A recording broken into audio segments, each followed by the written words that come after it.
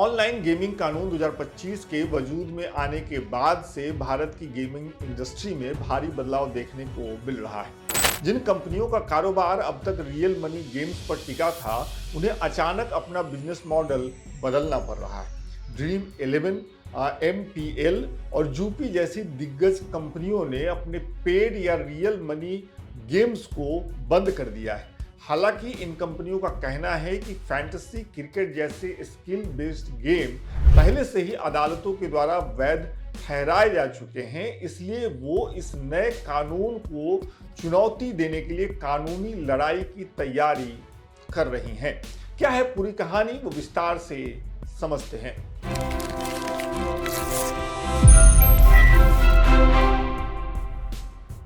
बाजार में टिके रहने के लिए कंपनियां नए रास्ते खोज रही हैं। ड्रीम 11 ने साफ कर दिया है कि वह अब केवल free to play social gaming पर ध्यान देगा। जूपी ने भी पैसे वाले सभी मॉडल हटा दिए हैं और केवल लूडो, सांप और सीढ़ी जैसे मुफ्त गेम को जारी रखा है। इसका सीधा मतलब है कि अब ये कंपनियां विज्ञापनों और अन्य विकल्पों के जरिए कमाई की कोशिश करने वाली हैं। इतना ही नहीं, देश में पाबंदियों के चलते कई कंपनियां विदेश की ओर रुख कर रही हैं। विंजो ने अमेरिकी बाजार में एंट्री कर ली है और साथ ही जो टीवी नाम का short video content platform launch किया है, ताकि गेमिंग से परे भी एक नया डिजिटल इकोसिस्टम बनाया जा सके। बड़ी तैयारी है। इंडस्ट्री एक्सपर्ट्स इसे भारत की टेक कंपनियों के लिए टेक एक्सपोर्ट्स 2.0 की शुरुआत मान रहे हैं। वहीं सरकार ने साफ कर दिया है कि ई स्पोर्ट्स और कैजुअल गेमिंग पर कोई रोक नहीं लगाए। इसी वजह से इंडस्ट्री अब e sports tournaments, gaming talent management और ऑनलाइन इवेंट्स में निवेश बढ़ा रही है। जेड सिंथेसिस और नोडविन गेमिंग जैसी कंपनियां इस क्षेत्र में तेजी से आगे बढ़ रही हैं और नए माहौल के हिसाब से खुद को ढाल भी रही हैं। साथ ही सरकार नेशनल गेमिंग अथॉरिटी बनाने की तैयारी में है, जो गेम को श्रेणियों में बांटेगी, उनकी निगरानी करेगी और उनके लिए नियम भी तय करेगी। इससे इंडस्ट्री को एक साफ दिशा मिलेगी और सुरक्षित एवं वैध गेमिंग सेक्टर के लिए भी एक नया रास्ता देश में खुलेगा। लेकिन इस इंडस्ट्री की चिंता भी कम नहीं है। कंपनियों का कहना है कि पूरे सेक्टर पर प्रतिबंध से भारी आर्थिक नुकसान होने वाला है। अनुमान है कि करीब 20,000 करोड़ रुपए के टैक्स रेवेन्यू का घाटा होगा। इससे लाखों लोगों की नौकरियां जाएंगी और खिलाड़ी विदेशी ऐप्स की ओर चले जाएंगे। यही वजह है कि इंडस्ट्री सरकार से अपील कर रही है कि सीधे पाबंदी लगाने के बजाय संतुलित नियम बनाए जाएं। कुल मिलाकर के गेमिंग बिल 2025 ने इंडस्ट्री की दिशा बदल दी है, ये तो साफ है। कंपनियां अब कानूनी लड़ाई, free to play models, e sports और अंतर्राष्ट्रीय बाजारों में नए अवसर तलाश करने में जुटी हुई हैं। सवाल यह भी है कि क्या कंपनियां विदेश में रजिस्टर होकर भारत में रियल मनी गेम्स चलाने की कोशिश करेंगी?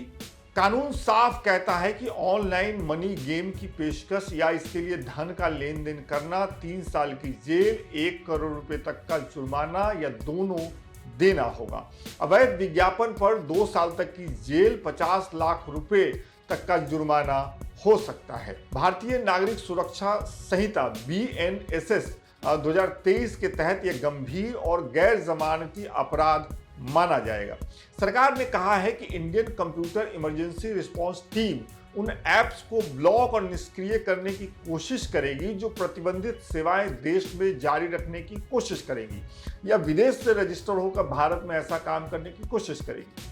जरूरत पड़ने पर इंटरपोल की मदद से विदेश में संचालित प्लेटफॉर्म्स पर कार्रवाई की जाएगी। हालांकि IT मंत्री अश्विनी वैष्णव ने साफ किया है कि खिलाड़ियों पर कोई दंडात्मक कार्रवाई नहीं होगी। कहने का मतलब यह है कि अब चूहे बिल्ली का वो खेल शुरू होगा जो पहले से बहुत सारी वेबसाइटों के साथ होता है। सरकारी आंकड़ों के मुताबिक भारतीय हर साल लगभग 15,000 करोड़ रुपए रियल मनी गेम्स में गवा बैठते थे। विश्व स्वास्थ्य संगठन WHO ने इन खेलों को असामान्य व्यवहार, मानसिक तनाव, आर्थिक और पारिवारिक जीवन में बिखराव से जोड़कर देखा था। पिछले 31 महीनों में सिर्फ कर्नाटक में ही ऑनलाइन गेमिंग की लत से जुड़े 32 आत्महत्याएं सामने आई थी। दूसरी तरफ इंडस्ट्री का कहना है कि इस प्रतिबंध से 400 से अधिक कंपनियों में 2 लाख से ज्यादा नौकरियों पर खतरा मंडरा जाएगा। आपको बता दें कि अब जो प्लेटफॉर्म्स प्रतिबंधित हैं उनसे बड़े बड़े सितारे भी जुड़े रहे जो आपको गेम खेलने के लिए प्रोत्साहित करते थे। ड्रीम 11 से रणवीर कपूर, आमिर खान जैसे बड़े नाम जुड़े थे। बिंजो से महेंद्र सिंह धोनी, रमी सर्कल से ऋतिक रोशन और माई 11 सर्कल से सौरभ गांगुली जैसे बड़े नाम जुड़े हुए थे। कानून में ई स्पोर्ट्स की परिभाषा उन खेलों के रूप में की गई है जो राष्ट्रीय खेल शासन अधिनियम 2025 के तहत मान्यता प्राप्त हों और वास्तविक नियामक प्राधिकरण से पंजीकृत हों। इनमें पंजीकरण या भागीदारी शुल्क के साथ प्रदर्शन आधारित पुरस्कार शामिल हो सकते हैं। उदाहरण के लिए ग्रैंड थेफ्ट ऑटो और कॉल ऑफ ड्यूटी जैसे गेम्स सोशल गेमिंग की नई कानूनी परिभाषा में नहीं है, लेकिन इसमें उन खेलों को रखा गया है जो इलेक्ट्रॉनिक या डिजिटल उपकरणों पर इंटरनेट के जरिए खेले जाते हैं।